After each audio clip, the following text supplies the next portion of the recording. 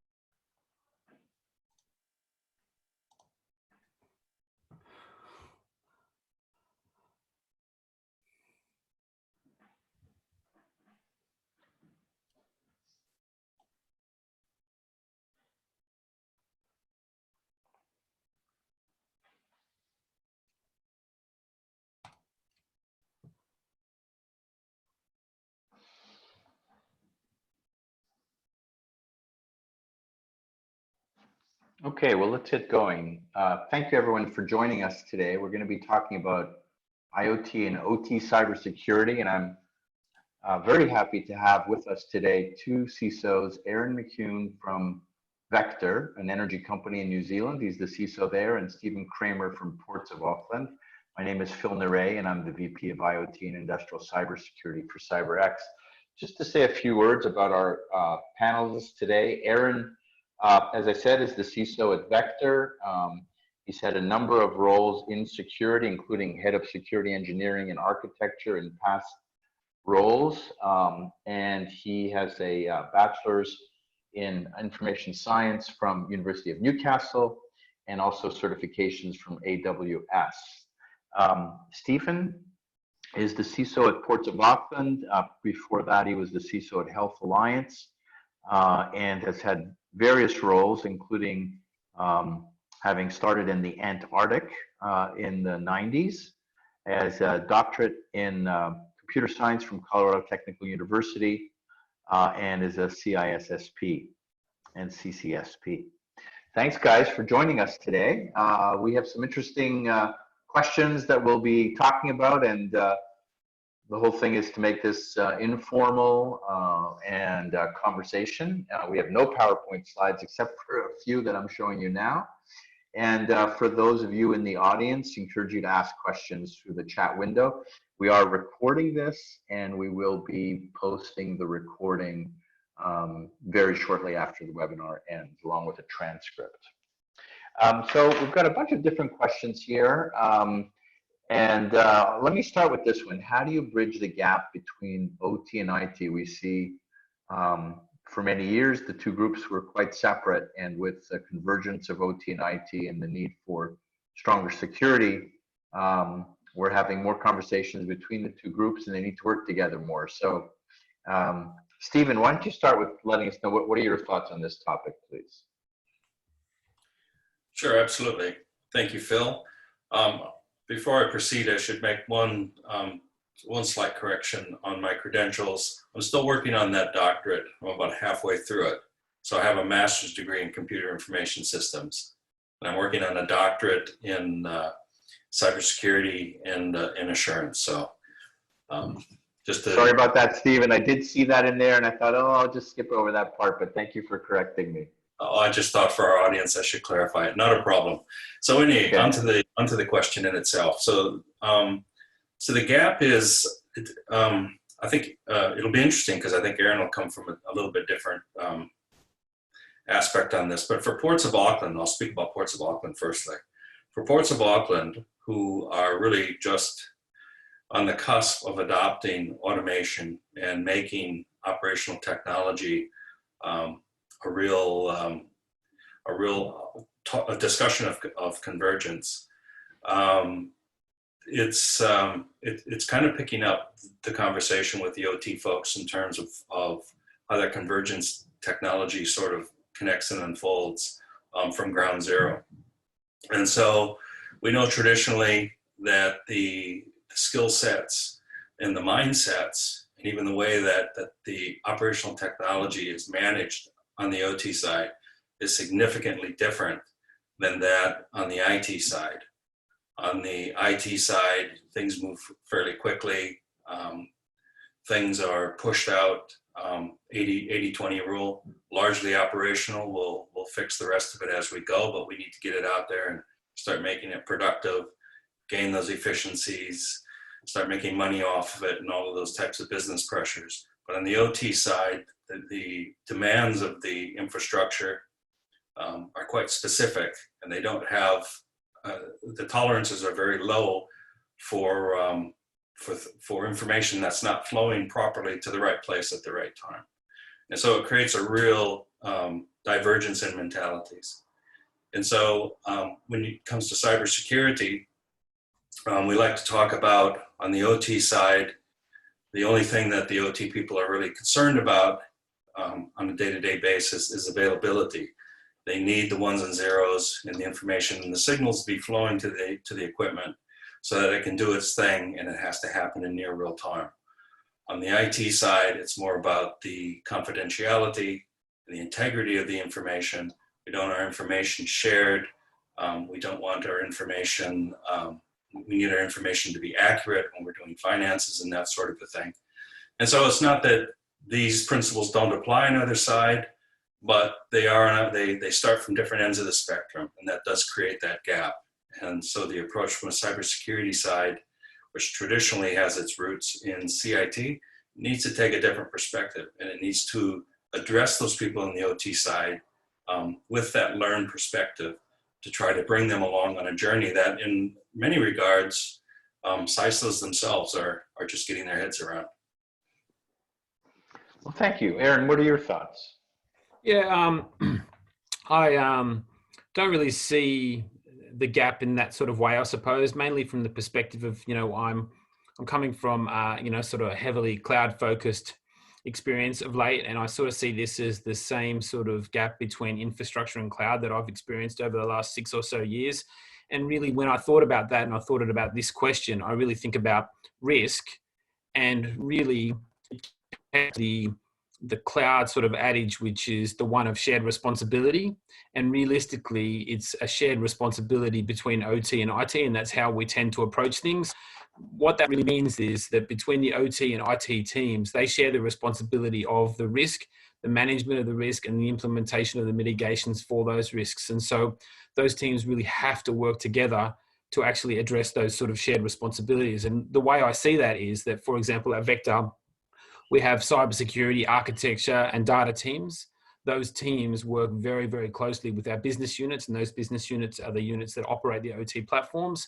And so every project we kick off, we see those cyber, data, and architecture teams working very, very closely with the business, the part of the business that operates the OT systems. And so that builds a shared investment and a shared responsibility. And so that's how we've been able to bridge that gap. But then there's another point which is important, which is the technical gap.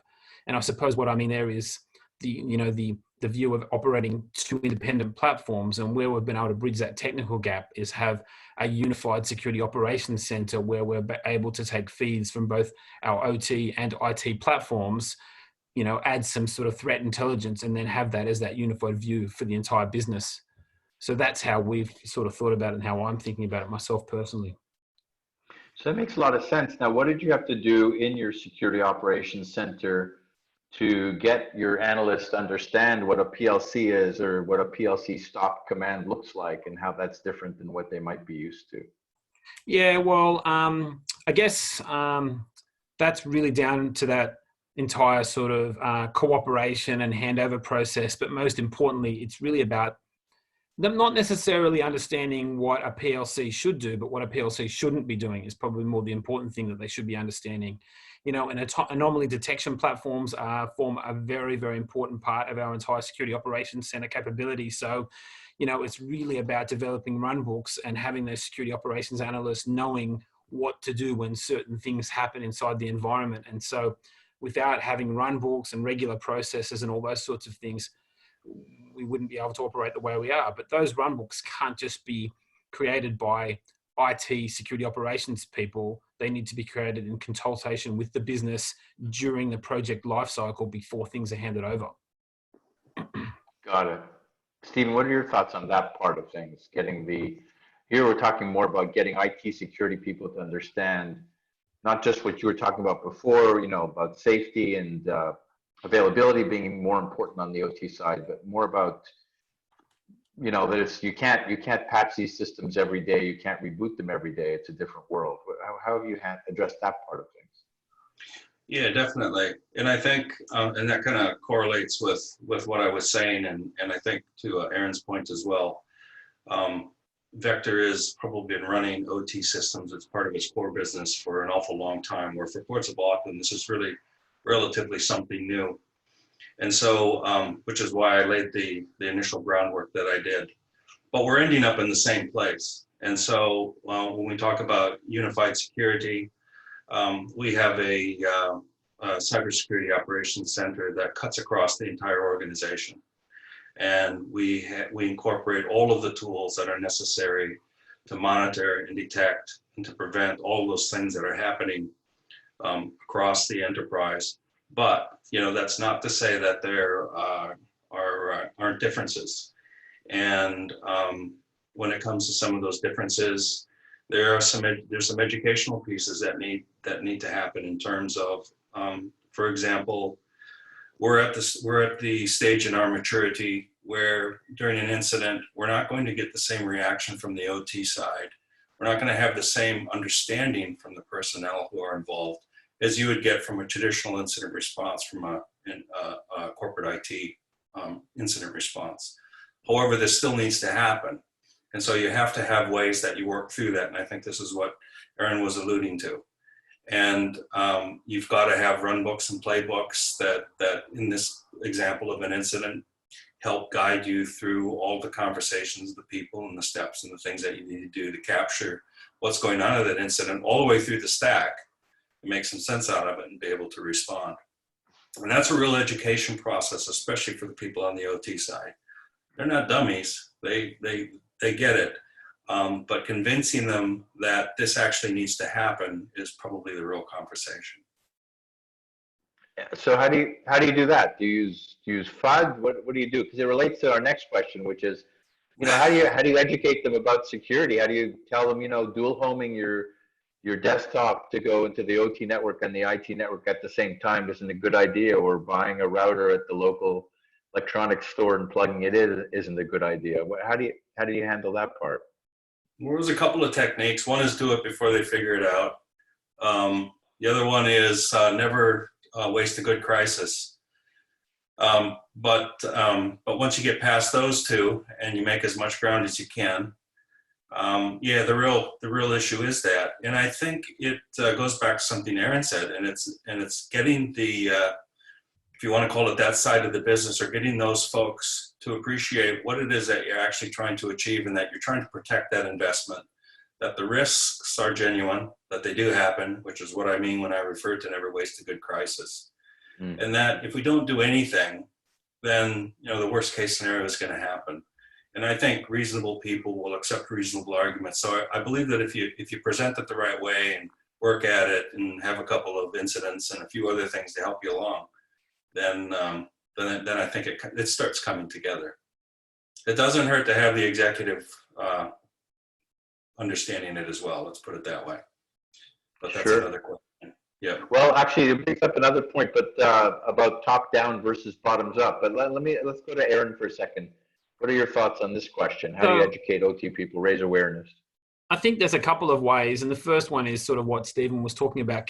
Communication and engagement is critical to the education process. So, like I was talking about our different teams, architecture, cyber, data, engaging with OT, there has to be highly engaged communication in the entire process, both through project and operational work. And that's really a facilitator for education. Communication and engagement facilitates education. It facilitates regular sort of repeatability of process and understanding of why things are being done and why questions are being asked and that sort of thing.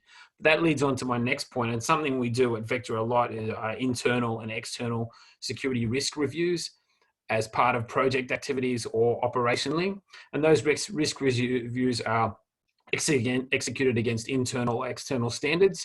But what we do during that risk review process is we work with the business, the OT teams, to perform those risk reviews. But the important part is after the review is completed, we sit down with the stakeholders and we step through the results and we help them to understand why we've got the result that we've got, and we start to work on how we're going to plan the mitigations for whatever that's been picked up.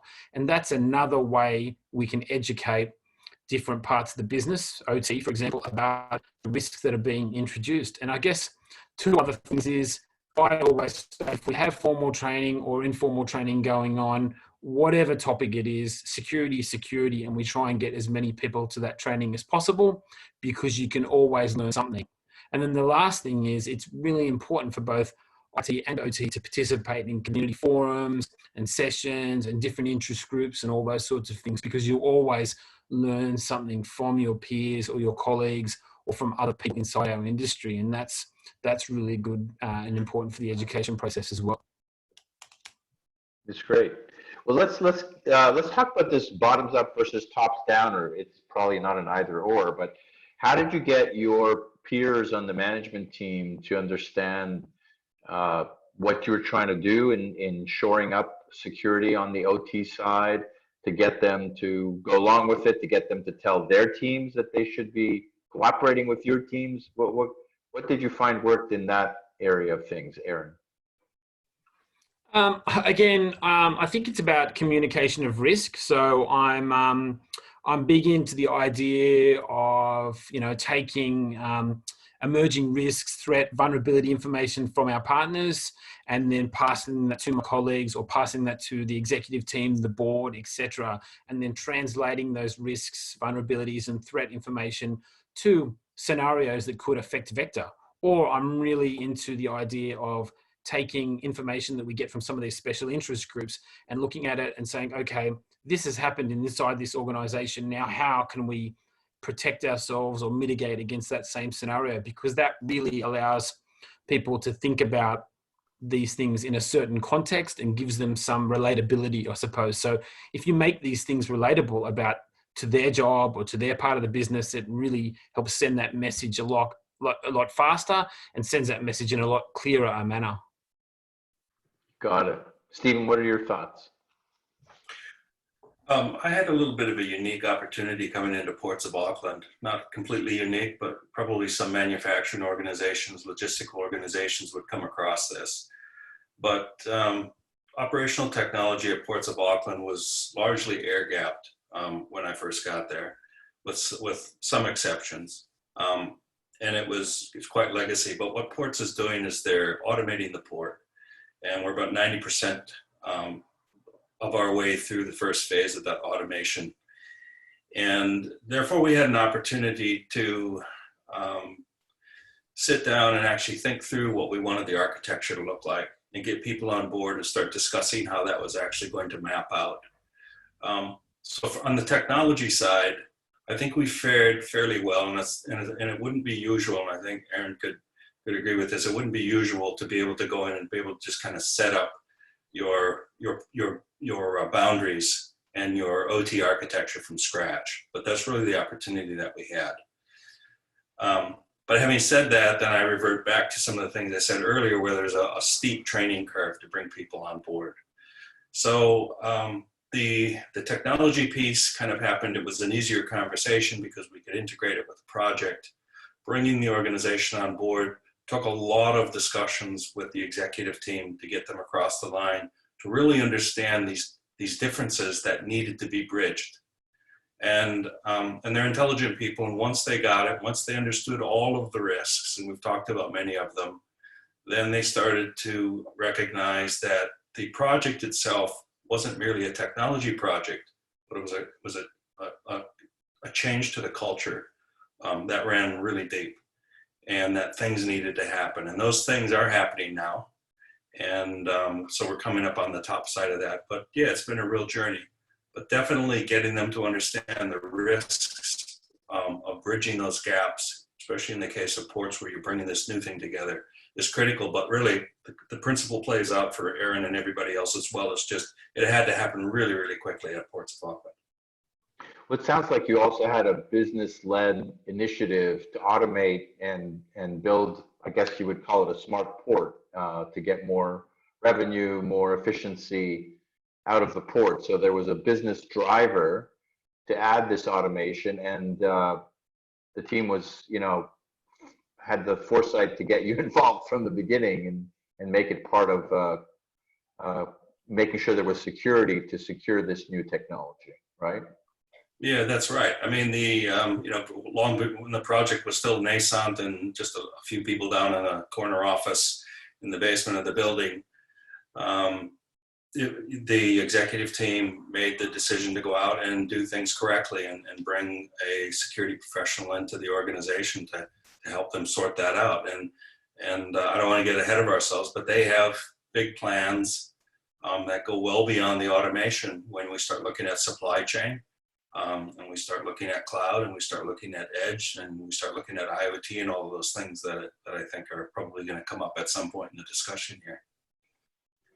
Yeah, so I skipped over one of the questions because I wanted to talk about cloud. I mean, sometimes when you're in conversations with folks from the OT side and you just mention the word cloud, it creates a very visceral reaction. Oh no, we can't go to the cloud. The cloud is not secure. But Aaron, I think you have some thoughts on that. Tell us what your thoughts are on cloud and security in general, but OT security in particular. Yeah, well, as Stephen was sort of saying, he was talking about air gapping, and I guess from my view, the traditional approach to OT security is this whole security via obscurity sort of view. I suppose everyone can agree with that. And once you start using cloud, there's no more obscurity, right? So I guess, cloud to me is, we could easily swap the word cloud with new and emerging technologies, because I put things like serverless computing, containerization, and cloud all in this same bucket of how is one of those technologies affecting OT security, because it's just not conversations about cloud, it's conversations about containerization and serverless computing and all sorts of things, edge, etc., that we're having at the moment. But I guess what I'm seeing is pushes from multiple people inside the business, multiple vendor partners, multiple, industry contacts, pushing for various parts of our OT systems to be affected by these new technologies. If not from a remote access perspective, from a monitoring and management perspective, etc. And, my personal experience is that, yeah, the cloud is generally described as not secure, but it can be made secure. You've just got to get back to, the same principles that that were being used when people were starting to move into the cloud. You've really got to look at the key areas such as identity and access management, authorization, defense in depth. You've got to look at things like whether you're adhering to best practice and you've got, good anomaly detection platforms in place, monitoring, management, these sorts of things. You have to essentially double down on all those sorts of things once you start introducing cloud or new technology areas, but you need to do it in a controlled sort of manner. So realistically, what you're doing is you're spreading the risks that are currently being exhibited in those areas over to your OT environment. And you need to just do it in a well understood and controlled way that allows you to start putting that layering of security, mitigation techniques into your environment. It's critically important. That's great. Yeah. And Stephen, cloud, where does cloud fit in for Ports of Auckland? Well, it's the cloud's already there. So I mean, you know, technically speaking, you know, you can go from a cloud service provider and use a lot of the main services that a lot of other folks would use. And in some way, shape, or form, there's connectivity. You can work it out right down to level 0 somewhere in a PLC sitting on a crane or a straddle somewhere. And so, you know, really Aaron summed it up very nicely that you've got to have those things in place that prevent those two systems from directly talking to each other, except where you've prescribed it.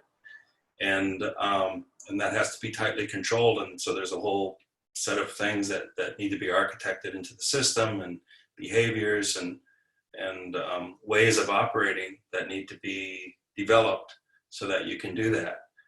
From Ports of Auckland perspective, we're looking at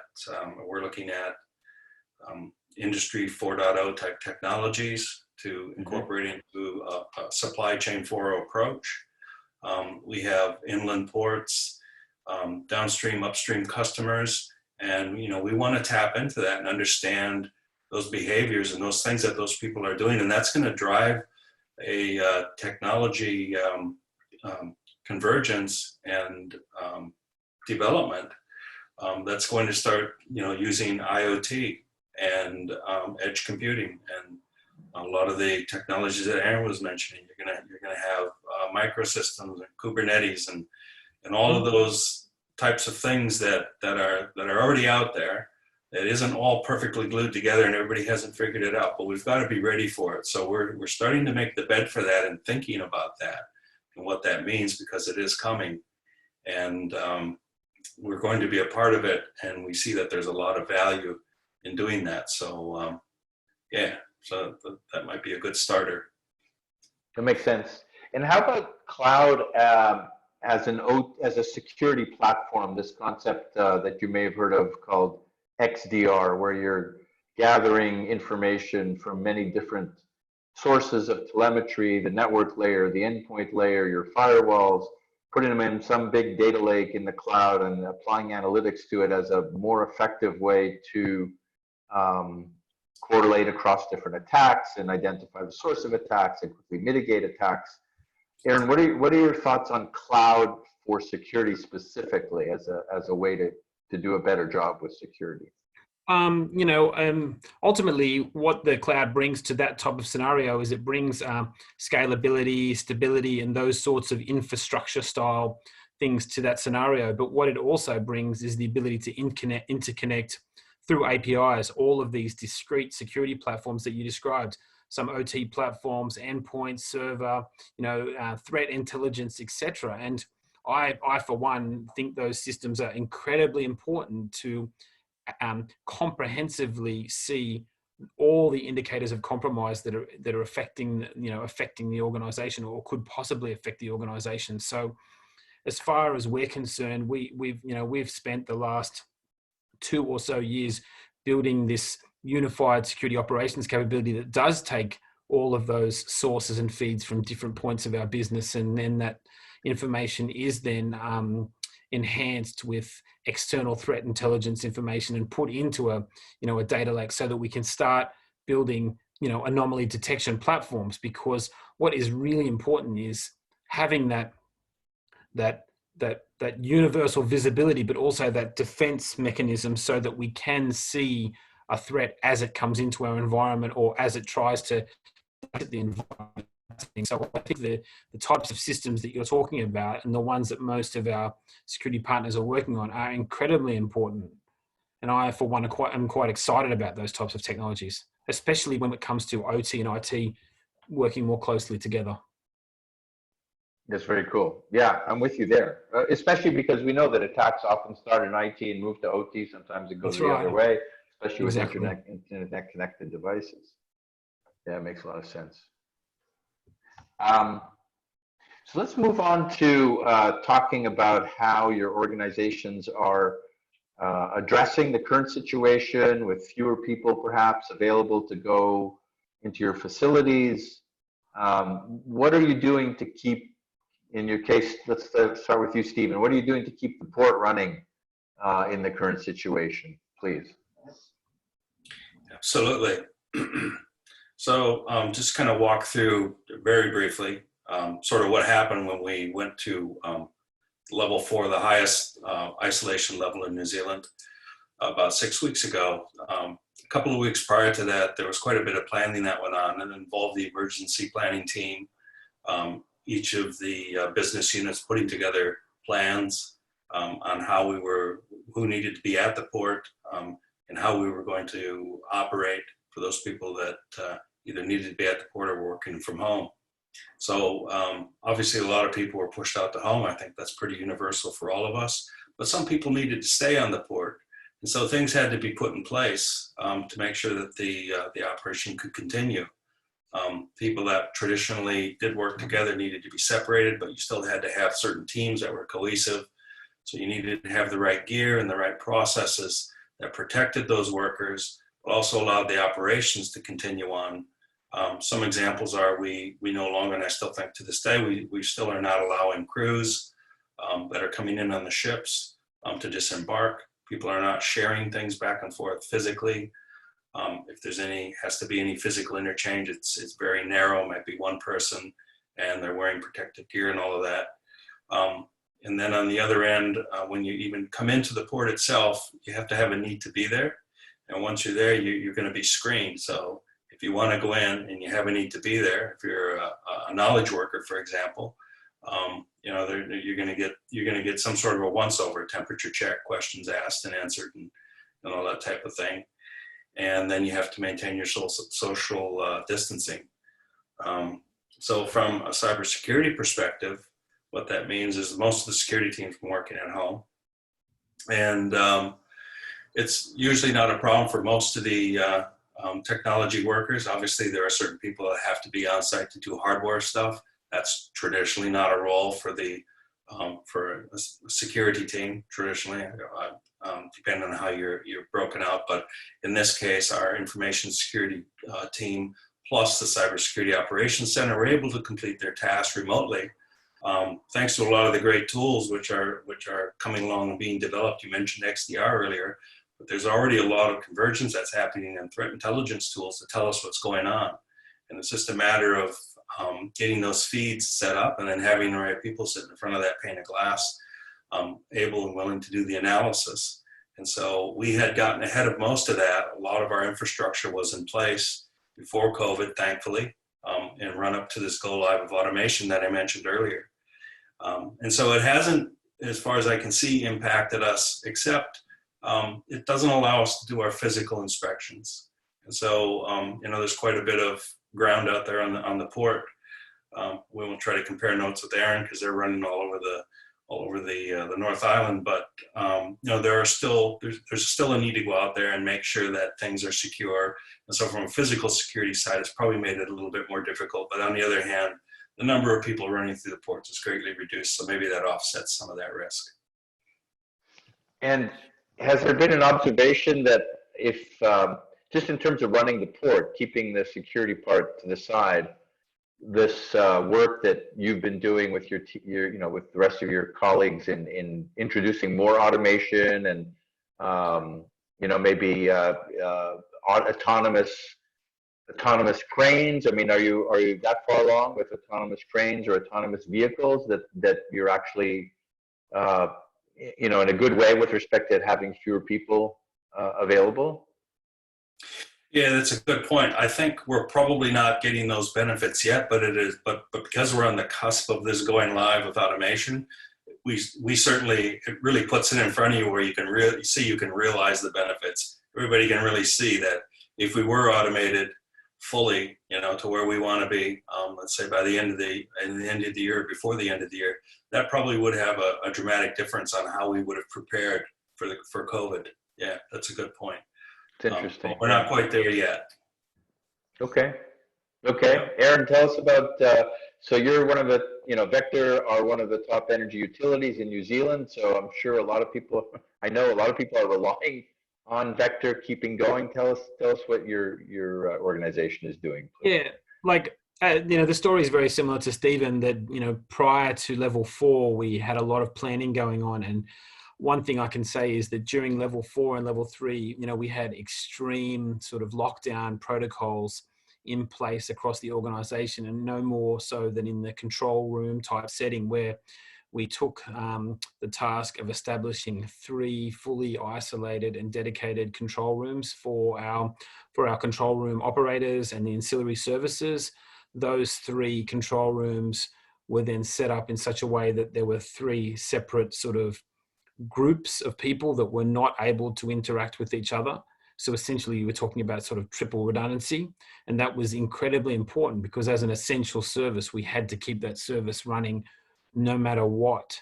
So that was something that we invested heavily in and implemented very, very quickly at the very start of this entire sort of 6 weeks process. But now, because we're now moving into that level 2 sort of period, things are changing quite a lot.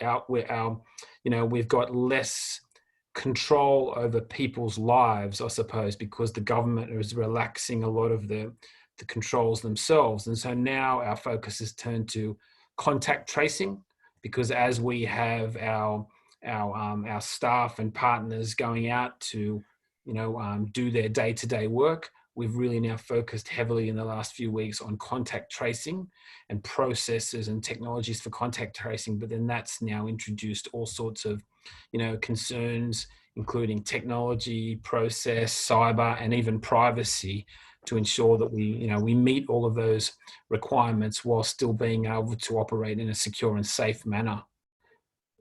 How are you folks doing contact tracing? What is the we have a number of different processes for contact tracing that are being used across the business, as well as a number of technologies as well that we're using for contact tracing. So, we're going okay. Our work is out in the field, so obviously we need to make sure that we're operating in a safe manner. That's great. Okay, thanks. So this is a question that's come up. We had one of our customers say to us, you've deployed to all these plants. There's a few more that we had on our list that we wanted to deploy to, but now can you please rush, speed that up, because we're concerned about all the remote access to our factory networks, especially from third-party suppliers. So what kinds of things are you doing to guard against malicious access being hidden across, in all that legitimate remote access that your employees might be doing in your third-party suppliers? Well, I'll quickly take this one first. Look, the first thing we did at the start of this period was contact our security partners. We contacted organizations that are part of our, sort of operational visibility and, threat intelligence landscape to, essentially ask them to increase their awareness of, remote access specifically, or COVID-19 related sort of threats. So that was the first thing we do. I think the first call I made was to a number of organizations to talk to them about how our systems would be affected, what our potential points of threats were, and asking them to start to develop plans to better protect us as an organization. So that was the first thing we did. But then the second thing we did was we, mobilized the IT, the OT, and the cybersecurity teams to start looking at our remote access networks and our remote access platforms to make sure that we had, firstly, the right stability and redundancy in place, but then obviously the right security controls in place, given the increased amount of usage that I would see. So those were two of the first things we did to really improve our state, because these are platforms that are used all the time, but they're platforms that we're seeing used more and more at the moment. Sure. Okay, so it sounds like you had already some fairly rigorous remote access protocols and procedures, and two-factor authentication and password vaults and all those things that you would expect to see. Certainly. Those things are pretty important. Yeah. How about you, Stephen? Talk to us about remote access. Yeah, we've put a lot of effort into the last 2 or 3 years, especially running up with the run-up to automation go live, to make sure that the way people engaged Ports of Auckland was fairly consistent and secure. So a lot of those things that you just mentioned, Phil, two-factor authentication, named account, basic stuff that you're going to require Yeah. are already in place. From an infrastructure perspective, there's only a couple ways that you can actually engage Ports of Auckland if you want to access remotely. Some of it is reserved just for employees. Then we have the most common way, which is to come in through a Citrix type platform. And then for a few special customers who are really a core part of our business, we may consider setting up some sort of a site-to-site VPN type scenario, but even that is quite restricted. Unlike Aaron, a lot of our stuff was being set up and was just set up in time. It's just because of the way the timing of COVID occurred with the just about to go live with the automation. We had all of these things already in place, and we had a really good grasp on our current state. Again, that's probably more unusual, and Aaron's scenario would be more usual. But so I wouldn't say anywhere overconfident, because there's no confidence in this game. We all know we're all just a millisecond from being owned at any given point in time. But we think that, when we've strategically thought through what we needed to do on the remote access piece. We've gone out and identified who our remote access constituents are. So customers, stakeholders, all those people, vendors that needed to come in. And we did a review on them. And then we made sure that those that need to come in remotely are well managed using specific account parameters and very specific access points. Yeah, that's great. No, it sounds like you guys are in the right place. And maybe what I'm thinking of when I wrote down this question is a lot of our manufacturing clients may not be as far along. They might still be in the mode of, not such great practices like sharing credentials with third-party vendors and those kinds of things. But you guys are, you're critical infrastructure. So it's obvious that you guys have put a lot of thought into this. I suspect people are picking up the game quickly in light of what's going on the cyber threat landscape in the world right now, globally. Yes, yes, for sure. Yeah. Yeah. I think, Aaron, you already started answering this question about, and actually Stephen also, that security teams are working from home, and sort of nothing really has changed. Is there something missing with that, having someone next to you in the chair that you can talk to about an alert that just came in, or how's that culturally? Yeah. I think generally, what's missing is, the socialization of the employees of the team. There's no doubt about that. It's, for me, I'm one that likes to be in the office. We were just talking about that earlier, actually. And I think that's missing. But for us at Vector, my cybersecurity team is split between two locations, Auckland and Wellington. So it's normal for us to be having our daily stand-ups and our meetings using technologies like Teams and like Slack and like Skype and all those sorts of things. So that has just continued but enhanced, I suppose. So, and the other aspect is that we have virtual security operations capabilities with remote locations, so that that has just continued as normal. But one of the things that I think has been important for Vector as an organization, and certainly the digital part of the business, is just to ensure that we have regular check-ins of an ad hoc nature, so that we can actually just make that human and face-to-face communication. If it's not just having a one-on-one with a team member, a one-on-one with a peer, it's having a virtual get-together at the end of the week or something like that. Those things are things where people tend to chat and communicate, and that's where you pick up a lot of the information about what's going on in the rest of the business. And I think that's probably what's missing at the moment, that non-formal communication where you do find out what other parts of the business are going on. And we've tried to sort of replace that with a few different initiatives, which has been really good.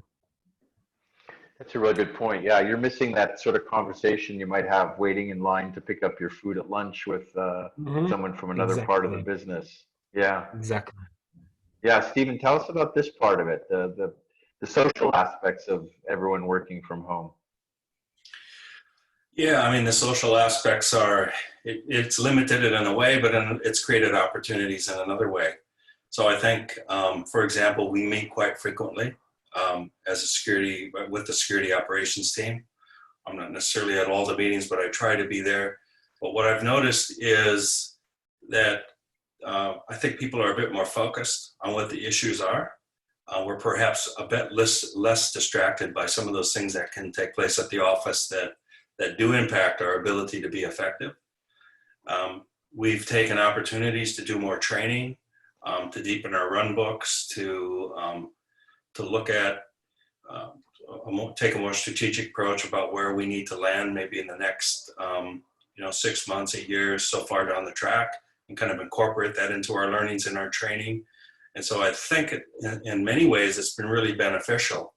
And my sense is overall, and it's just my observation because I haven't polled, but we did a corporate-wide survey, but I haven't seen the results for the Security Operations Center team, that people generally have received working at home quite well, and that they've found, for many people, not all people, kind of I wouldn't call it a newfound joy, but certainly a reinvigoration and a different way of doing business, and that they've kind of grasped that. And I think we're getting the best of it. That's my sense anyway. Now, again, that's not speaking for everyone. And would we sustain that long term, over 1-2 year period? I don't know. We'll probably find out, because I think we're going to be sort of in this state, a quasi state anyway, of remote working for quite a while. Indeed.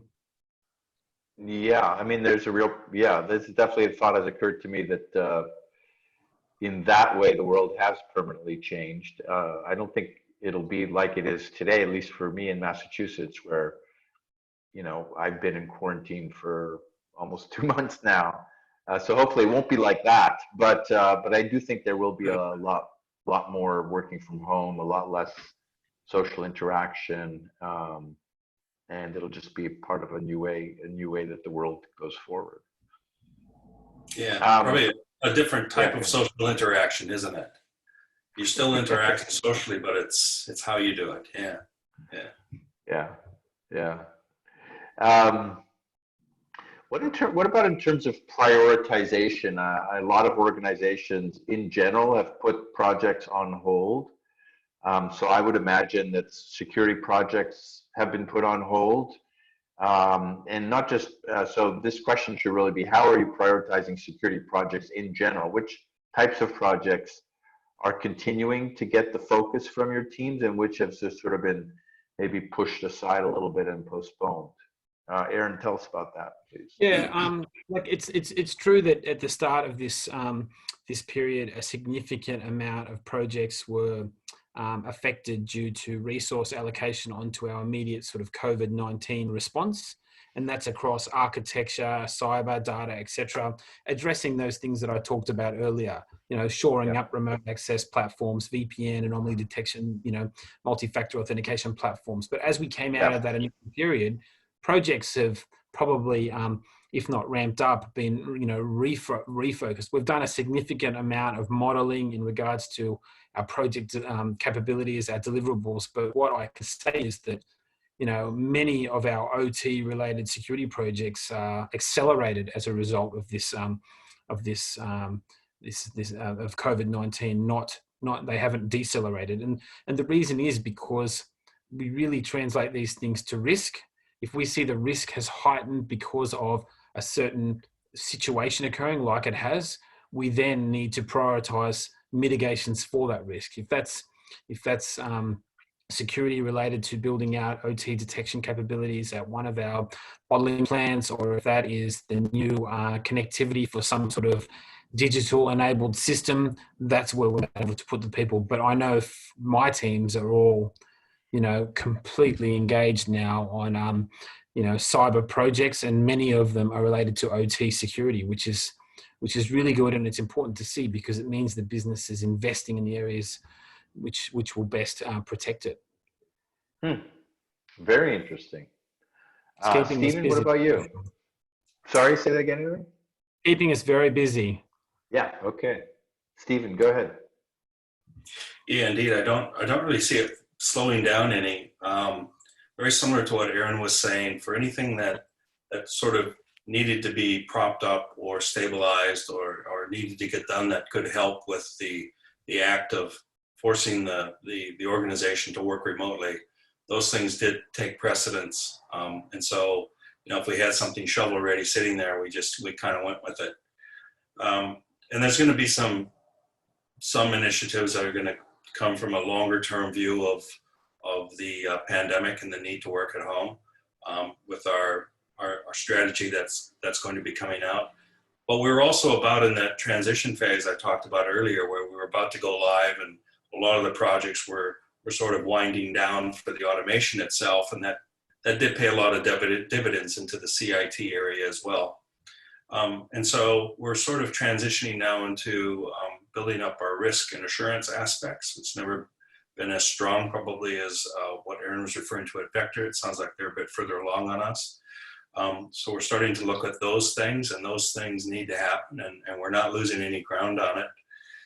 And then in terms of, I referred earlier to supply chain 4.0, some of those forward-looking things that we want to get into.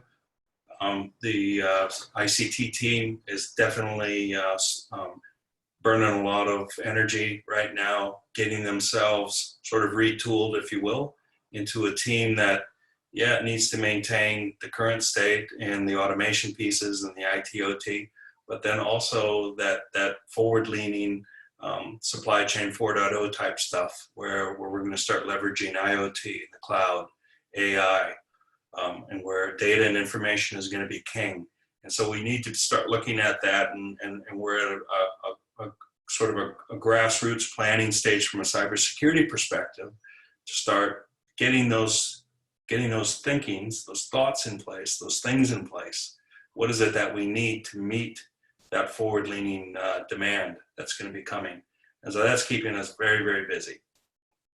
Very busy. I bet. So when you say supply chain 4.0, is that about real-time data sharing with your supply chain partners? So tell us a bit more about what that looks like. Yeah, I mean, it's what you're talking about is ultimately what you want to do is, it's all about the information, right? So what you want to do is you want to know what your customers need, and you want to know where their things are at up and down the supply chain. So you want to compress the entire experience and make it as fast and efficient as possible. And the way that supply chain 4.0 looks at that is, you've got to get down to the nth degree, to the last mile, and get as close to your customers as possible.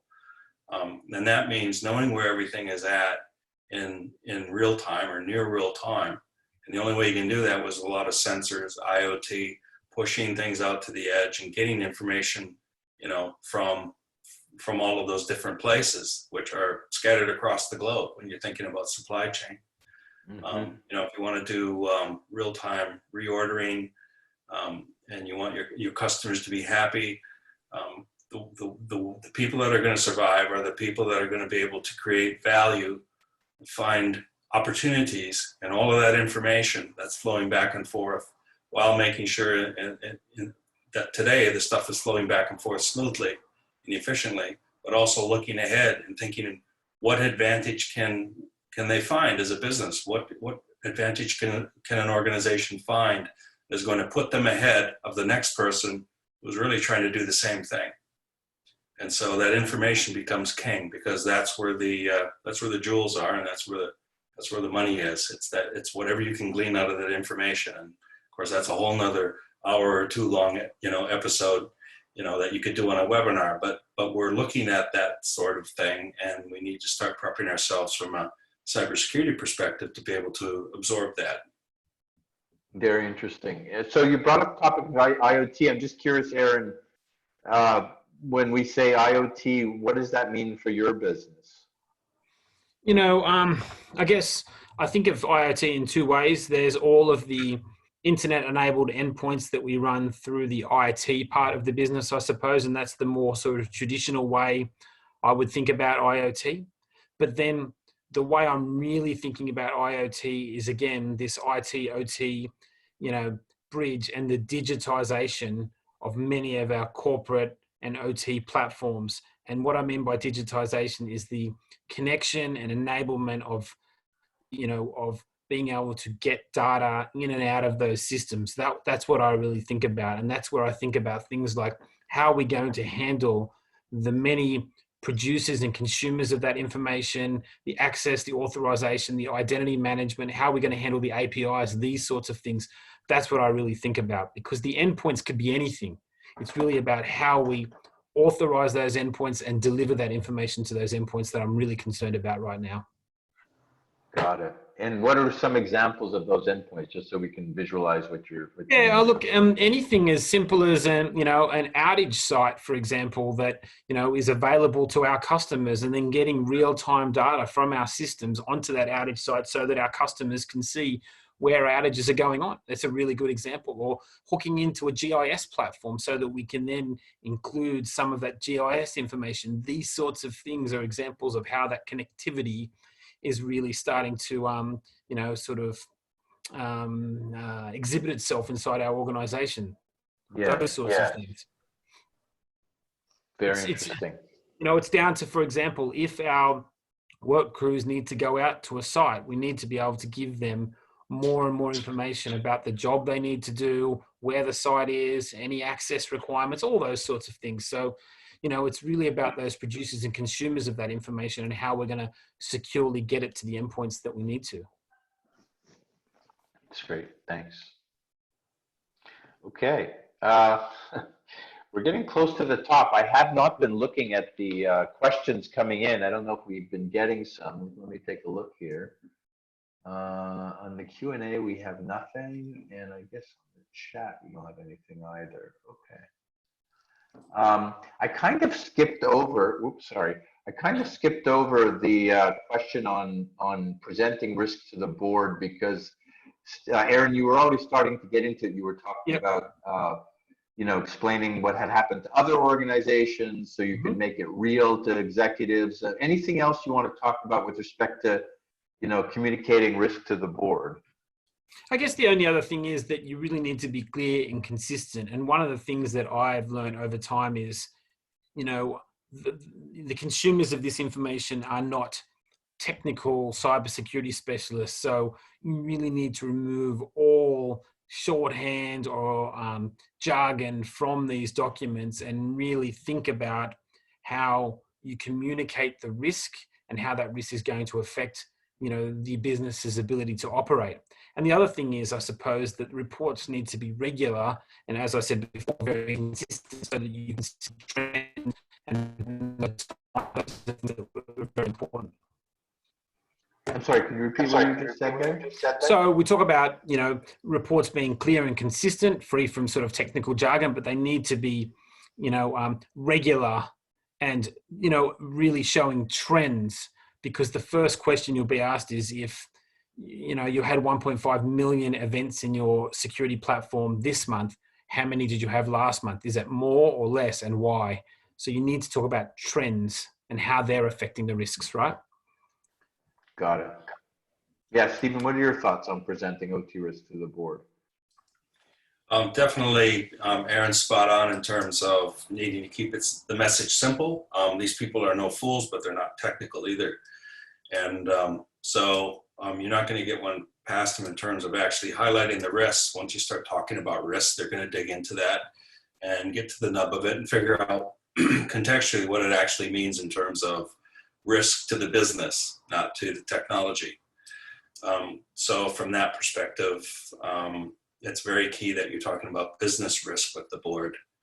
And they're going to want you to be knowledgeable and know that you know the landscape and know what you're talking about. And then I think it's also important when you address them that the initiatives that one describes from a security perspective align with the organizational objectives, align with what the technology teams are doing. If you just come in and kind of think you just kind of do your own thing because you like the technology, you think a service is cool, very quickly that's not going to pay dividends for the organization. You're not going to lower the risk in the right areas in the right way. And that's going to start showing up on some of those trend charts that Aaron was referring to. And then I think it's also important to communicate the the value that security can provide to the business. And I like to, I probably don't position it enough, but I did it early, and I do it often, but I probably still don't do it enough. I do like to position security as an enabler. And you have to put the right parlance in place to get that point across. But when you do think it through, it is an enabler. I wouldn't say it's a revenue stream, but it's definitely an enabler. And when we think about Vector, or we think about Ports of Auckland, if we think about what happens if we put a lot of that technology that is out there, or the things that we want to do, the forward-leaning stuff, and we don't secure it properly and it all comes crashing down, then there's a lot of value that's going to be lost to the organization, whether it's through reputational loss, whether it's through monetary loss, loss of customers and all the rest of it. So that's really important that they do understand that it's not just a bunch of techie people running around with some cool gadgets in place. We lower the numbers a little bit and you don't need to know the rest. So I think the more you can speak to them about business risk, business value, then I think the better off you'll be with the board. And then of course you've got to produce some results as well, as I'm sure my colleague would agree. And in terms of business risk, so obviously, you're probably talking about downtime and loss of revenue. Is safety part of that conversation as well?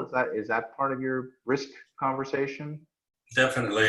When I was talking to the board about what we needed to do for the operational technology aspects, this kind of new paradigm of port automation, we put safety as one of the key principles. So instead of the traditional triad of confidentiality, integrity, and availability, the CIA triad, we added safety in there as well.